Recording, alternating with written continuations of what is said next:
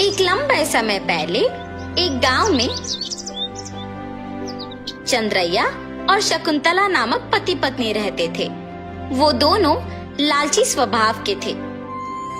चंद्रैया बहुत सारे भैंसों को पालते उनका दूध उस गांव वासियों को बेचता था।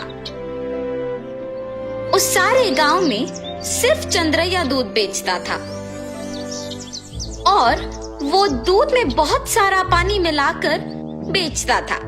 इतना ही नहीं, वो कम से कम उन भैंसों के बच्चों को भी पीने के लिए दूध नहीं बचाता था। एक दिन जब चंद्रैया दूध लेके गांव को बेचने जाता है, चंद्रैया, तुम्हारे दूध में दिन प्रतिदिन पानी की मात्रा ज्यादा हो रहा है। तुम्हारे पास इतने भैंस होने के बावजूद तुम पानी क्यों मिला रहे हो? अगर तुम्हें पसंद है तो मुझसे दूध लो, वरना नहीं। मैं यही दूध किसी और को भी दे सकता हूँ। ऐसे गुस्से से बात करके वहाँ से चला जाता है। उस सारे गांव में सिर्फ चंद्रैया ही दूध बेचने के कारण वो जैसे भी दूध दे, सभी चुपचाप उसी से लेते थे। जहाँ वो भैंसों को रखता था, उसके बगल में एक बड़े पेड़ पर एक भूत रहती थी। हमेशा की तरह चंद्रैया सारे भैंसों के पास जाकर उनसे दूध निचोड़ के पानी मिला के सबको बेचने जाता है। हर रोज ये लालच के कारण इतना दूध निचोड़ता है कि हमारे खुद के बच्चों को पिलाने के लिए कुछ नहीं है। इतना ही नहीं, हम हर रोज देखते हैं कि वो दूध में पानी मिलाता है। हम बचपन से उसी के पास बड़े हुए हैं, इसलिए हम कुछ नहीं कर पा रहे हैं, लेकिन हमें उसे एक सबक सिखाना ही होगा। ऐसे आपस में बात करते रहते हैं। जब वहाँ की भूत उनकी बातें सुनकर सोचती है, हर रोज इन भैंसों की दुखी बातें मैं नहीं सुन पा रही हूँ, और इतना ही नहीं, इस आदमी के दूध में पानी मिलाने के कारण गांव वाले भी दुखी हो रहे हैं। इन भैंसों की सहायता से ही इस आदमी को सुधारना होगा। ऐसे सोचकर वो भूत उन भैंसों के पास आती है। तब मैंने तुम सब की बातें सुनी है। अगर तुम लोग मेरी बात सुनोगे तो तुम्हारे मालिक को सुधार सकते हैं। कौन हो तुम? तुम हमारी बातें सुन सकती हो? मैं एक भूत हूँ, इसी पेड़ पे रहती हूँ। मैं हर रोज तुम्हारी बातें सुनते रहती हूँ। हम तुम्हारी बात सुनेंगे, मगर वादा करो कि तुम हमारे मालिक को कुछ नहीं करोगी। सिर्फ उन्हें एक सबक सिखाओ, बस। ठीक है, तुम्हारे मर्जी के अनुसार उन्हें कुछ नहीं करूंगी।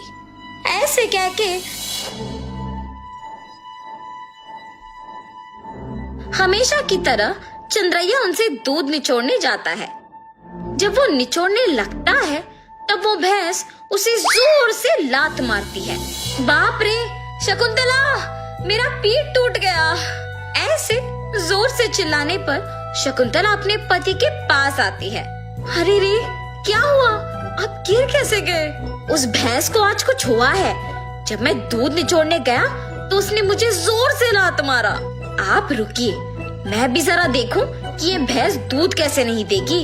ऐसे कह के शकुंतला उस भैंस से दूध निचोड़ने की कोशिश करती है, और उस भैंस ने शकुंतला को भी उसके पति के ही तरह जोर से लात मारती है। तुरंत उनके बच्चे ही सारे दूध पी जाना देख पति पत्नी कुछ नहीं कर पाते हैं, सिवाय उनको देखना। अरे रे, सारा दूध सिर्फ ये बच्चे पी रहे हैं, कुछ तो कीजिए। आज के लिए हम कुछ नहीं कर सकते हैं, शाम को वापस आएंगे दूध निचोड़ने। ये फैसला करके वहाँ से चले जाते हैं। शाम को जब दोनों वापस दूध निचोड़ने जाते हैं, तो सुबह की ही तरह वो भैंस उन दोनों को लात मारती है। ये देख पति पत्नी दोनों डर के मारे घर चले जाते हैं। ऐसे कुछ दिनों तक भैंस उन्हें दूध निचोड़ने नहीं देती है और सारा दूध सिर्फ अपने बच्चों को पिलाती है। सुनिए, कम से कम हमारे उपयोग के लिए तो दूध निचोड़ के आइए ना। बाप रे, हम अगर इस गांव में भी दूध नहीं दे पा रहे हैं तो भी ठीक है, मैं तो उस भैंसों के पास नहीं जाऊंगा।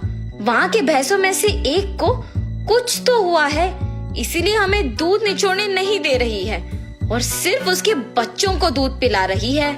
उतना चाहिए तो तुम खुद निचोड़ने जाओ। बाप रे, मैं अकेले? नहीं, हम दोनों मिलके दूध निचोड़ने की कोशिश करते हैं। चलिए, ठीक है, कल सुबह जाएंगे। ठीक है जी। भैंसों के पास जाते हैं। शकुंतला, पहले तुम जाओ। ऐसे कहने पर शकुंतला उन भैंसों के पास जाके दूध निचोड़ने की कोशिश करती है। जब वो निचोड़ने की प्रयत्न करती है तो वो भैंस जोर से लात मारती है।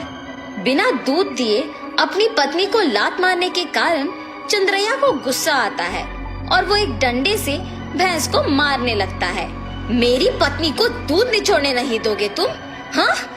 ऐसे कहते हुए जोर जोर से मारता है, मगर उस भैंस की जगह चंद्रैया खुद पिटता है और इसी कारण उस भैंस को मारना बंद कर देता है।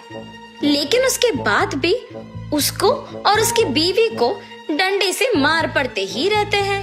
हम आइंदा कभी भी दूध निचोड़ने नहीं आएंगे, हमें मत मारो। अरे हिम्मत है तो ऐसे दिखे बिना नहीं, सामने आके मारो हमें। ऐसे कहने पर वो भैंस अचानक एक भूत के रूप में बदल जाती है। मैं ही तुम लोगों को मार रही थी। सिर्फ कुछ दिन दूध ना ले पाने के कारण और घर पे दूध ना होने के कारण गुस्सा होके तुम इस भैंस को मारने चले आए, तो फिर कुछ सालों से जो तुम सारे दूध को उनके बच्चों के लिए बचाए बिना ही ले जाके बेचने पर इन भैंसों को कितना बुरा लग रहा होगा। हाँ, आज से अगर कभी भी तुमने दूध में पानी मिलाया या फिर भैंसों के बच्चों के लिए दूध न बचाया तो मैं तुम्हें नहीं छोड़ूंगी। मैं यही रह के तुम पे नजर रखूंगी। हाँ, हमें माफ कर दो, आज से हम ये कभी नहीं दोहराएंगे। ऐसे कहने पर वो भूत वहाँ से गायब हो जाती है। तब से उस भूत के डर से चंद्रैया और शकुंतला भैंसों के बच्चों के लिए कुछ दूध को बचा के बाकी को निचोड़ के उसमें पानी मिलाना बंद करके बेचते हैं। भैंस भी उनके मालिक के सुधारने के पीछे उस भूत के ही हाथ रहने का सच जान के बहुत खुश होते हैं। गांव वाले सारे चंद्रैया को अच्छा गुणवत्ता वाले दूध देते हुए देख खुश होते हैं कि उसमें बदलाव भी आया है।